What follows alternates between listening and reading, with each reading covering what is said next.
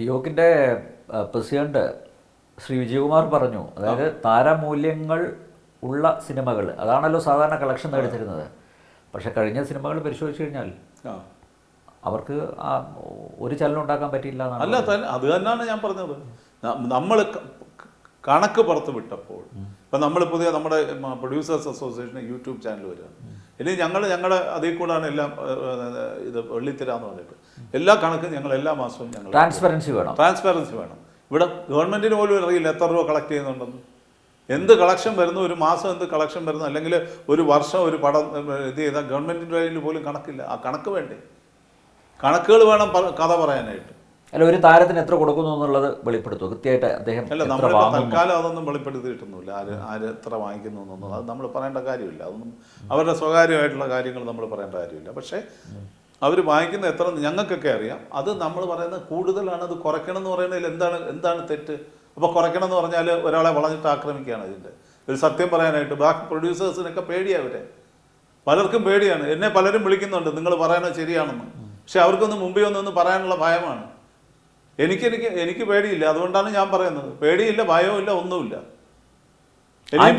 Antony Perumbavoor producers അസോസിയേഷനിലെ അംഗമാണ്. അന്ന് നിങ്ങളെടുത്ത തീരുമാനങ്ങൾ അദ്ദേഹത്തെ അറിയിച്ചിരുന്നില്ലേ? അന്ന് അങ്ങേരെ പങ്കെടുത്തില്ല. മീറ്റിംഗിൽ വിളിച്ചിരുന്നു, പങ്കെടുത്തില്ല. തീരുമാനങ്ങൾ പക്ഷെ അദ്ദേഹം അറിഞ്ഞു കാണുമല്ലോ. പിന്നെ തീർച്ചയായിട്ടും അറിയില്ല. അറിഞ്ഞു കഴിഞ്ഞിട്ടാണ് അദ്ദേഹം പോയിട്ട് ഇങ്ങനെ ഒരു പോസ്റ്റ് ഇട്ടത്. അപ്പം എനിക്കതിലൊരു വിഷയമൊന്നുമില്ല.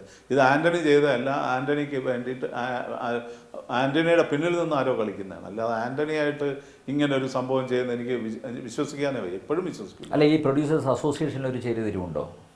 ഒരിക്കലും ഇല്ല. എന്തിന് പ്രൊഡ്യൂസേഴ്സ് അസോസിയേഷൻ ചേരുതിരി ഉണ്ടാക്കാൻ വിചാരിച്ചാലും നടക്കില്ല. അതിൻ്റെ അകത്ത് അങ്ങനെ ഒരു മൂവ്മെൻ്റ് ഉണ്ടോ? ഒരിക്കലും നടക്കത്തില്ല. ആരെങ്കിലും വിചാരിച്ചാലും നടക്കത്തില്ല. അങ്ങനെ ഇതിനു മുമ്പൊക്കെ പലരും ശ്രമിച്ചിട്ടുണ്ട്, അത് നടന്നിട്ടുമില്ല. ഇപ്പം ഏറ്റവും ഒടുവിൽ ഇപ്പം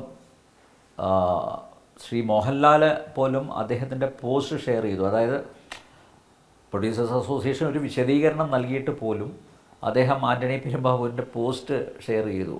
അപ്പോൾ എല്ലാവരും മലയാള സിനിമയ്ക്കൊപ്പം എന്നാണ് പറഞ്ഞത്. അതൊരു അദ്ദേഹത്തിൻ്റെ ഒരു ഇൻഡിപെൻഡൻ്റ് ആയിട്ടുള്ളൊരു പോസ്റ്റായിട്ട് ഷെയർ ചെയ്ത് കഴിഞ്ഞാൽ കുഴപ്പമില്ലായിരുന്നു. പക്ഷെ ഇപ്പോഴും അദ്ദേഹം ആൻ്റണി പെരുമ്പാവൂർ പറഞ്ഞതിൽ വസ്തുതയുണ്ട് എന്ന് അംഗീകരിക്കുക കൂടിയല്ലേ? അല്ല, പോസ്റ്റ് വായിച്ചു നോക്കണ്ടേ? അത് നമ്മൾ ആൻ്റണി പെരുമ്പാവൂരിൻ്റെ പോസ്റ്റിന് പ്രൊഡ്യൂസേഴ്സ് അസോസിയേഷൻ മറുപടി പറഞ്ഞു. ആൻ്റണി പെരുമ്പാവൂർ അതിന് ചോദിച്ചിരിക്കുന്നത് എന്താണ്? ഇത് സുരേഷ് കുമാറിനെ ആര് അതിന് ചുമതലപ്പെടുത്തിയിരുന്നു? അതെ, സുരേഷ് കുമാർ അവിടെ ചുമതലപ്പെട്ട ഒരാളാണെന്ന് ഈ ആൻ്റണിക്ക് അറിയാമല്ലോ. ആൻ്റണിക്ക് ഞാൻ അവിടെ വൈസ് പ്രസിഡന്റ് ആണെന്നും എല്ലാം ആൻ്റണിക്ക് അറിയാം.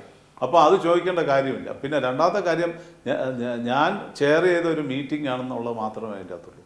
പറഞ്ഞ തീരുമാനങ്ങൾ സംയുക്തമായിട്ടുള്ള അസോസിയേഷനുകളുടെ തീരുമാനമാണ്. പ്രൊഡ്യൂസേഴ്സ് അസോസിയേഷൻ്റെ പോലും തീരുമാനമല്ല, സംയുക്തമായിട്ടുള്ള എടുത്ത തീരുമാനമാണ്. അപ്പം അത് അറിഞ്ഞുകൂടാന്ന് പറഞ്ഞാൽ ഇപ്പം എന്ത് ചെയ്യും?